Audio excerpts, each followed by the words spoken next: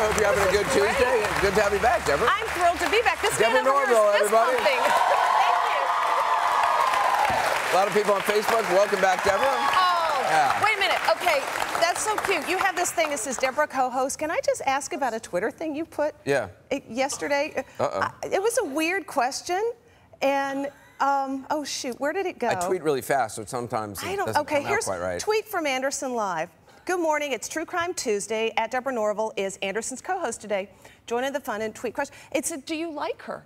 No. Yes. I didn't tweet that. No, I know. So somebody who does your tweet. No, I do my own Twitter, but the show has its own Twitter page, which is what, Anderson TV? No, Anderson Live. Yeah. So this Anderson lady Live. tweeted me back, and she said, yes, I've always liked you. Are you serious? Yeah, it was like I said, That's very thought strange. it was a weird question, but thank we you. Like I like you. We wanted you back. Yes, well, so thank you. Yes, we like you a lot. A big show today is True Crime Tuesday, and there's certainly a lot to talk about. The Sandusky sentencing happening today. We're going to have a live report on that and bring you any breaking information on that, if he in fact does get sentenced in this hour. Also, the story of a mom who has been accused of plotting to kill her husband, using her son as the killer. And also in a daytime exclusive today, a story that made national headlines. A woman who was dubbed the coffee cup killer. She was like an ump or a referee at the U.S. Open. She was arrested in New York right before the U.S. Open, allegedly for killing her husband with a coffee cup. Her daughter is on the show today and has some pretty explosive things to say. So a lot to get to. You know, the Sandusky thing is amazing. You heard the audio tape that he released yesterday. Last night, yeah. Yesterday got released to Penn State Radio. I don't know how many of you all heard that. Well, we're going to play some of that for you. I talked to his attorney last night, also the attorney for one of the victims, and also a couple other attorneys who were surprised that he would come out on the eve of sentencing and make this very aggressive statement. I mean, he's blaming the victims. He's blaming just about everybody, saying he's the victim of this huge conspiracy by prosecutors, by school officials, by just about everybody. Did he do this without his attorney's knowledge or cooperation or blessing? Well, one of the attorneys I talked to said that he had had no advance warning. No, this is this other guy. Okay. I forgot his name. But Amendola, apparently, according to our reporting at CNN, did arrange the interview, arrange for this to be played on the radio station. So, and Sandusky is clearly reading. Well, we might as well just play this audio for you. Sandusky, you can tell he's clearly reading from a statement, because you remember that Bob Costas interview he did, where he was just kind of rambling, and he does also with his attorney's blessing. It really makes you wonder what's going on. Yeah, I basically, after talk, well, let's play this and then we'll talk about it. They can take away my life. They can make me out as a monster. They can treat me as a monster, but they can't take away my heart. In my heart, I know I did not do these alleged disgusting acts. My wife has been my only sex partner, and that was after marriage. Our love continues. A young man who is dramatic, a veteran accuser, and always sought attention, started everything. He was joined by a well-orchestrated effort of the media, investigators, the system, Penn State, psychologists, civil attorneys, and other accusers. So he's clearly basically blaming everybody. Let's go right now to the courthouse. Live outside the courthouse is Dennis Owens. He's with our affiliate WHTM, which is ABC 27 in central Pennsylvania.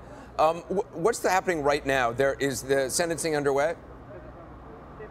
The sentencing is just about to begin, Anderson. For the first time since last night, there is nobody on the steps of the courthouse here in Bellefonte, Pennsylvania. A student got here at 10:30 last night, a Penn State student, because he wanted to be inside that courtroom when sentencing happened. Of course, Jerry Sandusky has turned this quaint town upside down, and today it's judgment day for him. He was convicted on 45 of 48 counts.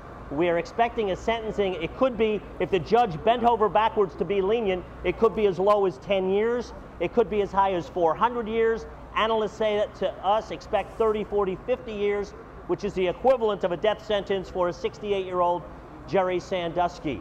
So everybody is in the courtroom. The proceedings are beginning now. We are expecting to hear from defense attorneys, the prosecutor, Joe McGettigan, some victims. We hear at least 2 will take the stand. Others could.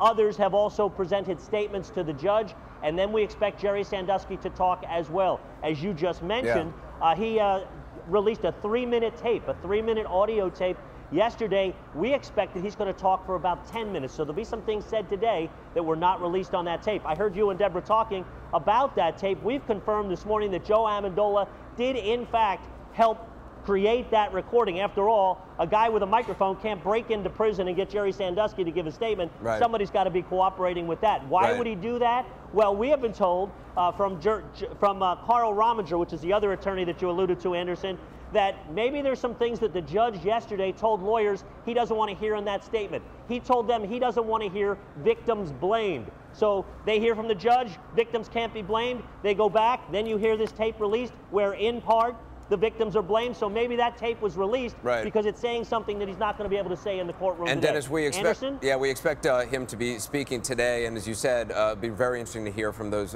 victims actually here in court. It's good to get their voices, most importantly of all. Dennis, from our affiliate WHTM, Dennis, I appreciate ABC 27. We'll continue to come back to you if we do learn what he is sentenced to, but in all likelihood, he is going to be in jail for the rest of his life. He's going to be in jail for the rest of his life. What we just saw was the first images we've seen of Jerry Sandusky since he was convicted. And we see a guy who's thinner.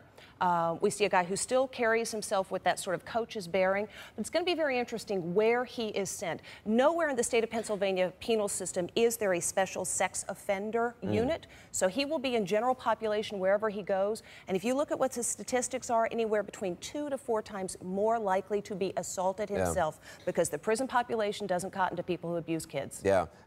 He is wanting to appeal, and he's hoping, and I talked to one of his attorneys, as I said last night, they're hoping that because they kept asking for continuances at the trial, they didn't want to go to trial so quickly, none of those were allowed, and their lawyers hope that that's a reason that they may be able to appeal, but in all likelihood, he's going to be in jail for the rest of his life. And again, during this hour, if we get word on what his sentence would be, we'll send that to you. Certainly something we want to be watching closely. Another story making headlines.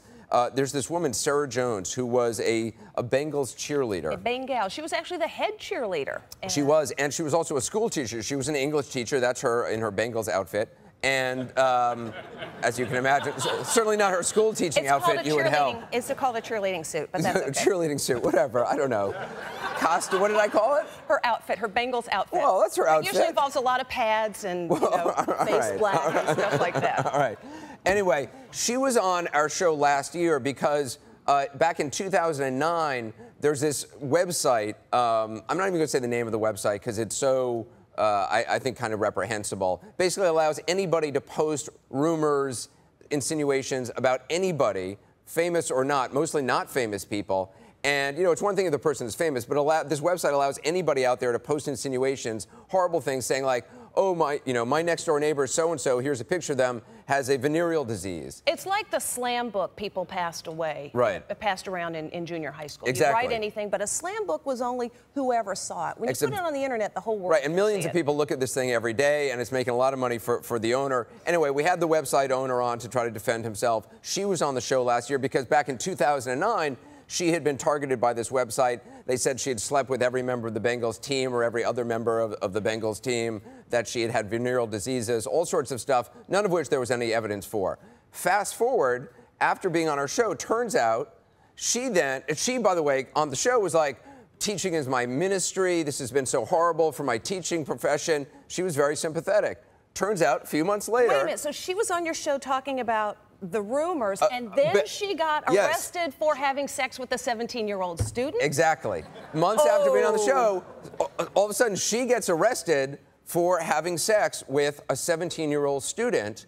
And you had the story, you just didn't have the right story. Yeah, right, exactly. So, and this website, by the way, they weren't saying that about her back in 2009. They were saying all this other stuff, none of which there was evidence for. Anyway, she has now... She pled guilty. She pled guilty, but she did a plea agreement because the student and his family didn't cooperate. They didn't want to be part of this.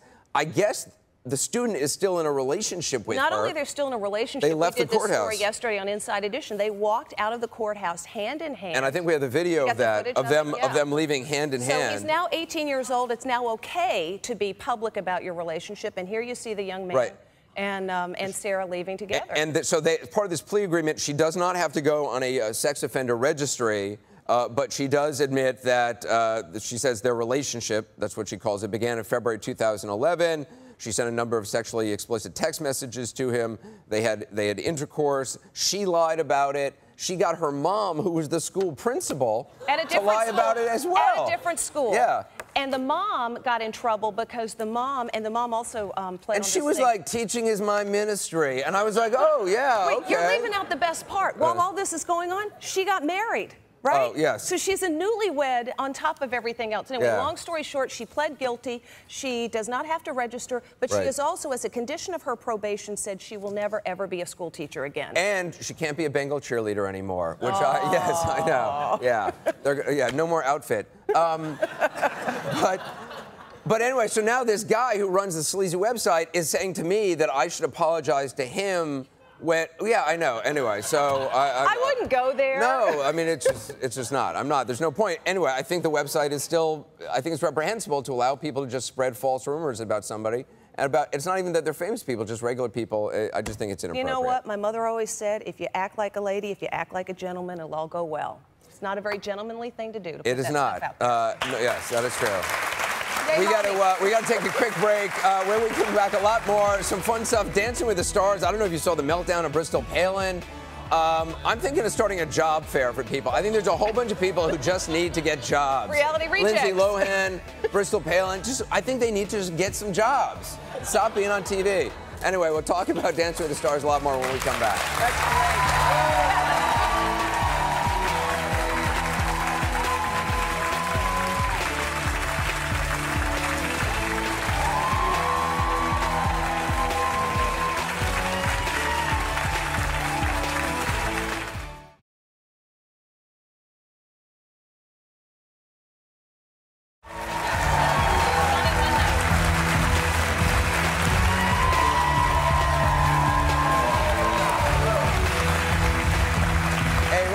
Anderson Live. We're here with my co-host, Deborah Norville from It's Audition. So glad you're here today. Thank you. Happy to be here. Big news day. Yeah, huge news days. That was the outside the courthouse, the Jerry Sandusky trial. We're keeping an eye on that to bring you any breaking news on his sentencing. Likely he's going to be in jail for the rest of his life. Just a question of how many years, and we'll bring that to you as soon as we know.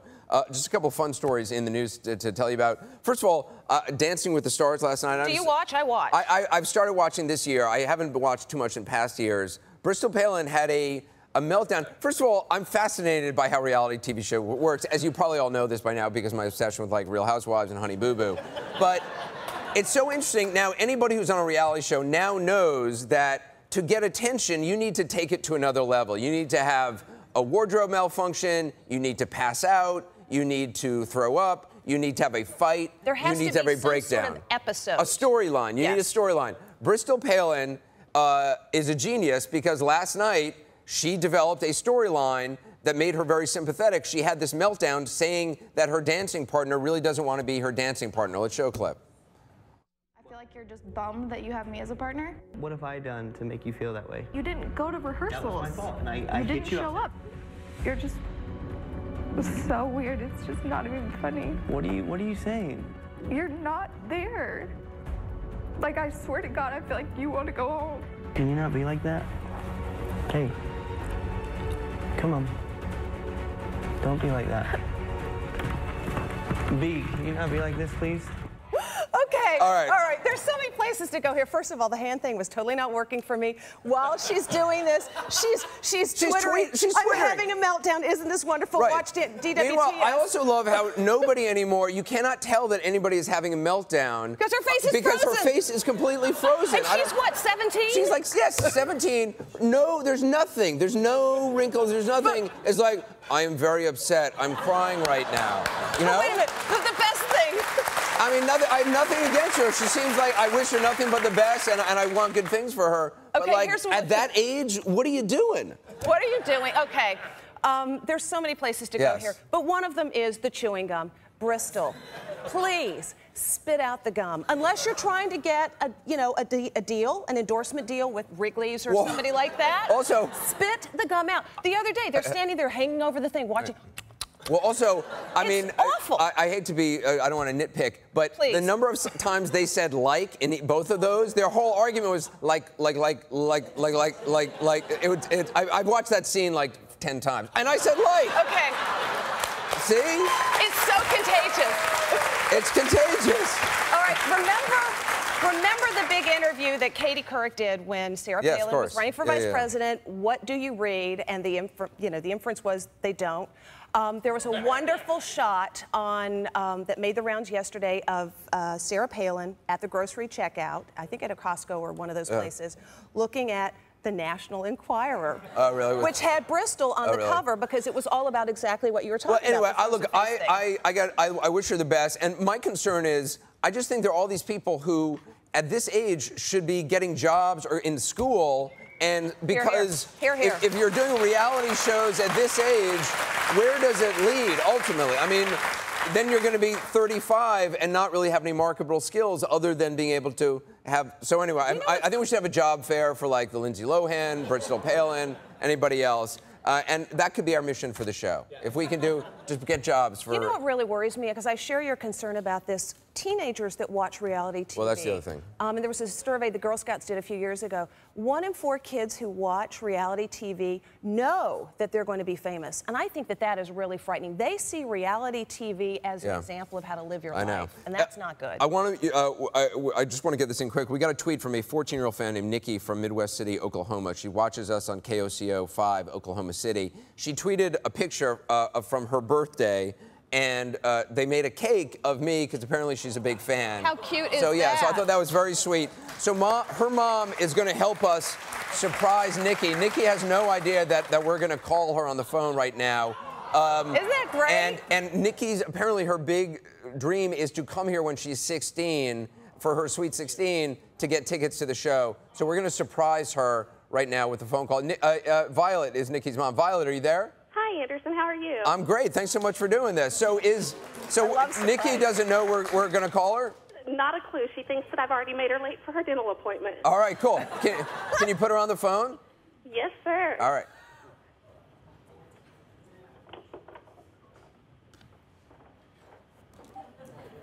Yeah. She better not be, like, in the bathroom or something. She's probably flossing. Hello. Hey, Nikki, how's it going? Good. Do you know who this is? I think so. It's Anderson Cooper. How you doing? Good. I heard it was your birthday. Happy birthday. Thank you. That's so nice. And I saw the cake that your mom made. That was so nice. And I hear you watch the show and everything. Uh-huh. Who did your mom tell you was on the phone? Oh, no one. She just handed it to me. So are you, I think we made you late for your dentist appointment. I'm sorry. Oh, that's completely fine. We didn't really have one today. Well, I heard that you told your mom that you wanted someday to come up and see the show. Yes. Yeah? Have you ever been up to New York? No. No? Well, listen, as a surprise, your mom doesn't know about this either. We'd love to give you guys a trip to New York City to come and see us here at Anderson Live.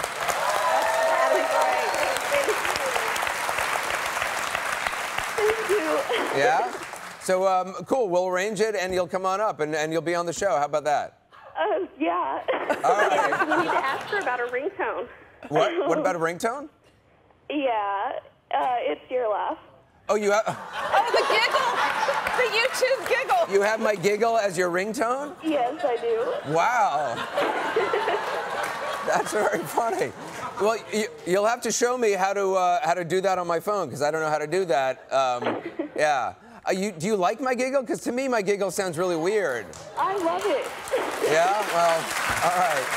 Hey, well, Nikki, great. We'll see you in New York. We'll see you and your mom and family in New York. Great to see you. We got a big show. We're still waiting on word of Jerry Sandusky's sentencing. Up next, True Crime Tuesday continues with a shocking story ripped from the headlines.